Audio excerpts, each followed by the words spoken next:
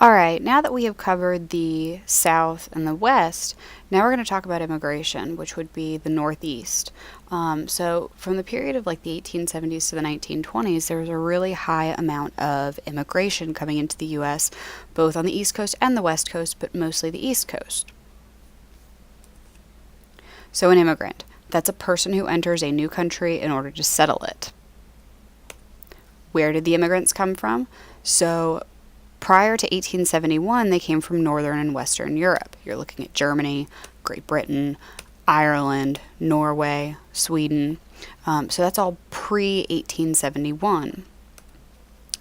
From 1871 to 1921, you've got them coming from Southern and Eastern Europe. You've got Italy, Greece, Poland, Russia, present day Hungary, and Yugoslavia. So that is further into Europe, and they are coming to the United States. In Asia, during this time period, they came from China and Japan. So showing the differences in where people were coming from 1880 to roughly 1900, 1910. Larger amounts are coming from like the western or eastern and southern parts of Europe. The locations of a lot of the foreign-born population, if you look at the West Coast, it's largely California, Washington, Oregon, of course. You've got it all the way down along the Mexican border with Texas, Arizona, New Mexico. And then in the United States, a lot of the immigrants, they traveled to the upper Midwest, so like Minnesota, Wisconsin, Iowa, Illinois, Michigan. They did go to New York and such, but a large bit, if you look at the map, go to northern Midwest. Why did they immigrate? So, like earlier immigrants, these immigrants came to America looking for freedom and better lives for their families. How did they get to the U.S.? They got here on ships. So that is a bunch of immigrants on an Atlantic liner traveling here. So you can see how very well packed they are on that ship. The immigrants from Asia entered the U.S. from Angel Island, which is out in San Francisco. The European immigrants entered the U.S. through Ellis Island up in New York Harbor.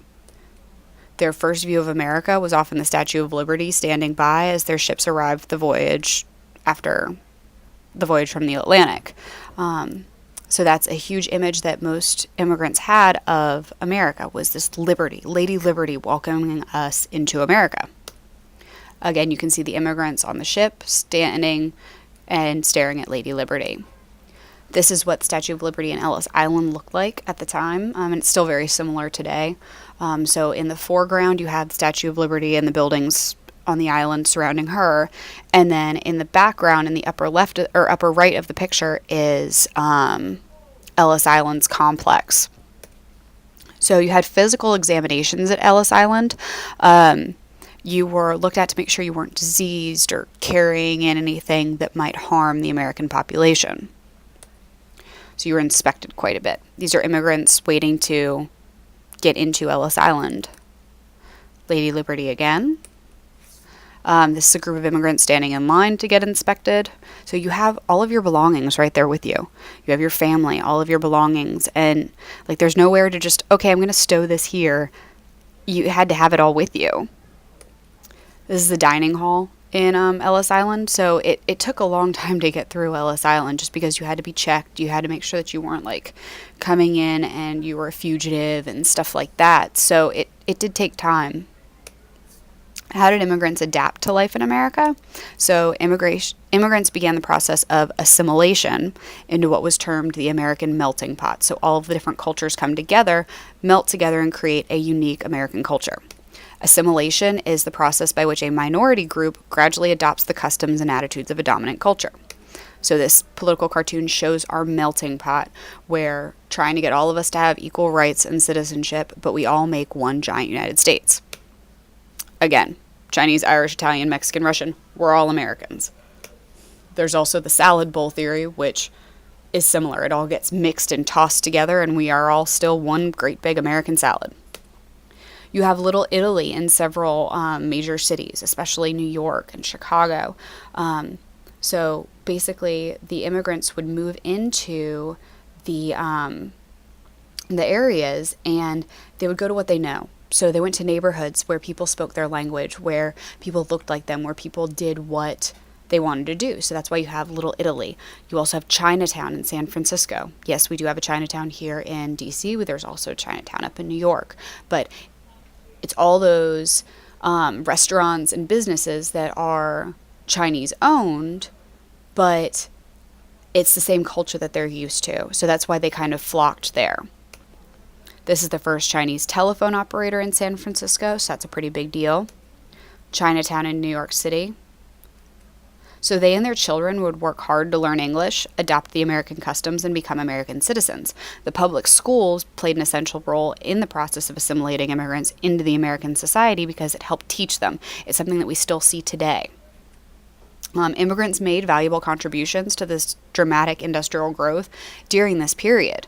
The Chinese immigrants helped to build the Transcontinental Railroad. So a lot of these people were like, well, hey, they built the Great Wall. Why can't they help build the Transcontinental Railroad? So they worked really, really hard, and they did a good job. So this is a bunch of Chinese men helping on the Transcontinental Railroad. Immigrants worked for textile mills in the Northeast and the clothing industry in New York City. So textiles, think fabrics. This is what a sweatshop would look like. So you're all kind of packed into a tiny little area and all working really, really hard. The Slavs, the Italians, and the Poles worked in the coal mines of the East. So Slavic people, Italians, and Polish people. These are Pennsylvania anthracite mill workers, another mineral that they're mining for. And yes, if you look at the picture, there are a lot of children working in that image. Immigrants often worked for very low pay and in dangerous working conditions to help build the nation's industrial strength.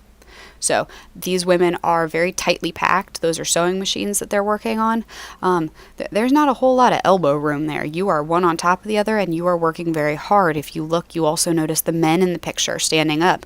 Those are the overseers. They're making sure they're actually working, they're not stealing, and that they're staying on task.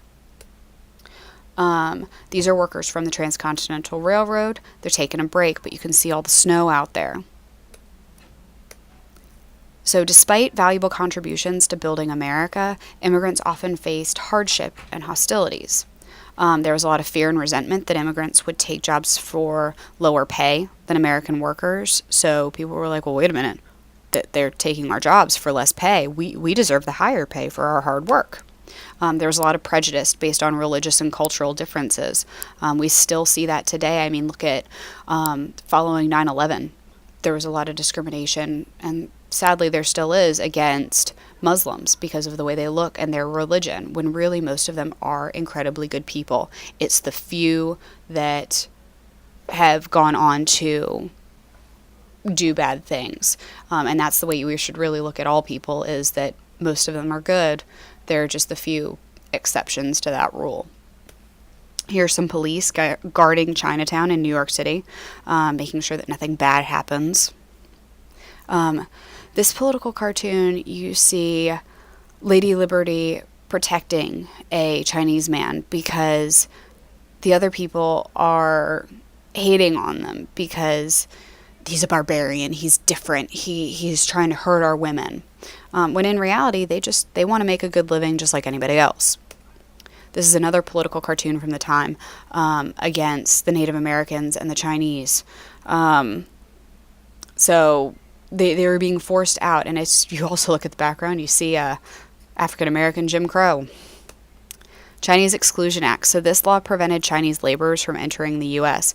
So at this point, we are starting to get really upset with the immigrants that are coming in and taking our jobs. So we're like, hey, wait a minute, we need to stop this. We need to put a limit to this.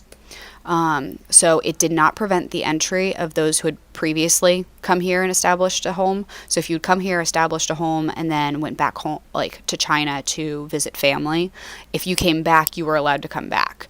But if you were new, you couldn't come in and become a resident. So this act was renewed 10 years later in 1892, 10 years later in 1902, and then it was made permanent. It was not repealed until 1943. So this all comes into the Jim Crow era. The Immigration Restriction Act of 1921, it limited the immigration from Europe and Asia. So part of this limited the number of immigrants who could be admitted from any country to 2% of the number of people from that country who were already living in the US in 1890. So say 100 people from Britain are living here in the US in 1890. So 2% would be 2 new people per year who could come into the US. That's it. I mean, that's pretty basic numbers, but that shows you the law's restrictions. The law was specifically aimed at restricting the Southern and Eastern Europeans who had begun to enter the country in very large numbers beginning in the 1890s, as well as Eastern Asians and Asian Indians who were prohibited from immigrating entirely. So we were stopping a lot of foreign immigration into the U.S. at this point in time. For a slightly more modern take on the issue, we've lost control of our borders. They must be rounded up and deported, all 300 million of them. So it's a little bit ironic, but it kind of gets the point across.